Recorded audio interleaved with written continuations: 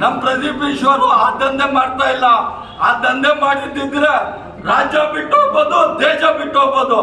ನಿಜವಾದ ರಾಜ್ಯ ದೇಶ ಯಾರು ಬಿಟ್ಟು ಕಳಿಸ್ತಿ ಅಂದ್ರೆ ಆ ದಂಧೆ ಮಾಡಿಸ್ತಾ ಇರ್ತೀಯಲ್ಲ, ಗೊತ್ತಾದ್ರೆ ಅಯ್ಯೋ ಅಂತ ಇವತ್ತು ಬಂದಲ್ಲ ನಂದಿನ ಬೆಟ್ಟದಲ್ಲಿ ಮಾಜಿ ಮುಖ್ಯಮಂತ್ರಿಗಳದ್ದು ಬಹಿರಂಗ ಆಗ್ತಾ ಇದೆಯಲ್ಲ. ಕೋರ್ಟ್ಗೆ ಹೋಗಿದ್ದಾರಲ್ಲ, ಹೈಕೋರ್ಟ್ಗೆ ಸ್ಟೇ ತಗೊಂಡ್ ಬರಕ್ಕೆ ಯಾರನ್ನ ಕಳಿಸಿದ್ದೆ ಅಪ್ಪ ಸುಧಾಕರ? ನಿನ್ನ ದಂಧೆ ಏನು ಅಂತ ಇಡೀ ಪ್ರಪಂಚಕ್ಕೆ ತೆರೆದು ಪುಸ್ತಕ ನಿನ್ನ ದಂಧೆ. ನೀನು ಹೆಂಗೆ ಸಂಪಾದನೆ ಮಾಡಿದೀಯಾ, ಯಾವ ತರ ಸಂಪಾದನೆ ಮಾಡಿದೀಯಾ? ಈಗ ನೀನು DNA ಚೆಕ್ ಮಾಡ್ಬೇಕು ಅಂತ ಹೇಳ್ತೀಯ. 7 3 21 3 21 ನಾವು 4 14 1 ಇದು ಅಂದ್ರೆ ಏನಂದ್ರೆ ಅರ್ಧ DNA.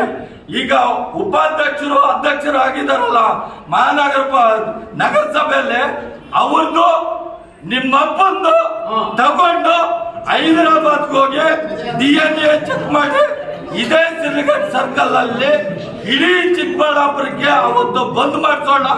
ಇಡೀ ಚಿಕ್ಕಬಳ್ಳಾಪುರ ಬಂದು ನೋಡ್ಲಿ ಎಲ್ಲಾ ಡಾಕ್ಟರ್ಗಳು.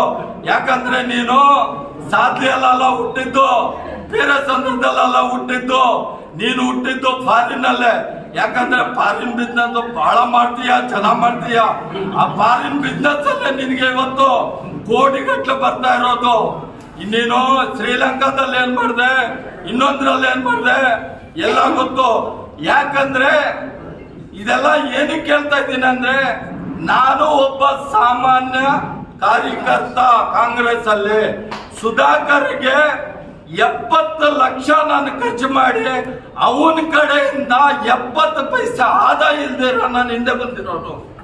ಇವತ್ತು ಮಂಡಿಕಲ್ಲಲ್ಲಿ ನಾನು ಮಾಡಿರೋಂತ ಫಂಕ್ಷನ್ ಒಂದೇ ದಿವಸದಲ್ಲಿ ಹಿಂದೆ ಯಾರು ಮಾಡಿಲ್ಲ, ಮುಂದೆ ಯಾರು ಮಾಡಕ್ಕಾಗಲ್ಲ ಅಂತ ಫಂಕ್ಷನ್ ಮಾಡಿ ಖಾಲಿ ಒಂದೇ ರಾತ್ರಿಯಲ್ಲಿ ನನ್ನ ಶಿಷ್ಯ ಒಬ್ಬ ಸತ್ತೋಗಿದ್ದ, ನೇಣಾಕೊಂಡು ಸತ್ತೋಗಿದ್ದ. ಅಲ್ಲೋಗಿ ಇದೇ ನವೀನ್ ಕಿರಣ್ ಬಂದ. ನವೀನ್ ಕಿರಣ್ ನನ್ನ ಸ್ವಜಾತಿಯವನು. ಭುಜದ ಮೇಲೆ ಕೈ ಹಾಕೊಂಡ್ರೆ ಅವನು ಬಂದಿಗ ಯಾರ್ಗೆ ಹೇಳ್ದ ಈ ಮಾತು? ಪ್ರಭುಶಂಕರ್ ಹೇಳಿದಾನೆ. ಪ್ರಭುಶಂಕರ್ ನನ್ನ ಸ್ನೇಹಿತ DYSP.